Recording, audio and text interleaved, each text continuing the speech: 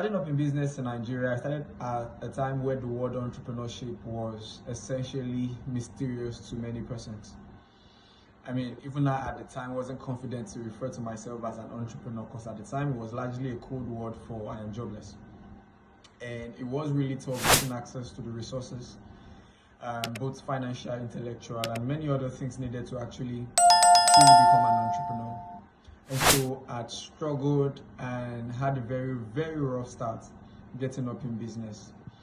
I remember literally working, down the road and sometimes surfing the internet trying to get answers to simple business problems. Not that there were no business information available, but many of these informations were not relevant to doing business in Nigeria.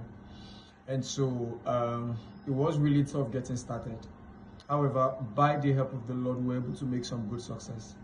And I proposed within me that as much as I am helped, I would make sure that many persons who are also in the path of entrepreneurship, particularly younger persons who are also aiming to become entrepreneur, would not have to go through the tough and the painful path that I had to come into entrepreneurship.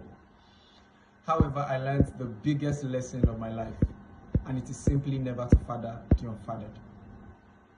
At the time, maybe some bit of presumptuousness on my part. I thought it was my duty and responsibility to help every person who came around me. And but the sad truth was, it was largely a wasted effort. And I think this brings into context why Jesus, though seeing a blind person, will still ask him what he wants. Because I'm sure if many of those blind persons were Nigerians, they would rather ask him for money rather than get insight. And so this was the case of many persons who actually came around. And it wasn't actually seeking mentorship, but either they were seeking to demystify you, or seeking the glam, or everything that is just so wrong. And so it was really painful, but I had to embrace the fact that if at all, I can't help everybody. But most importantly, no one is an orphan. Therefore, never fathered the unfathered. And I've learned to make peace with myself, to either redirect them, pray for them, or sometimes just really listen and smile, and not necessarily having to, help with information that could really help them. I know it's a tough one. However, it is what it is, but I'm sure we'll all be fine last.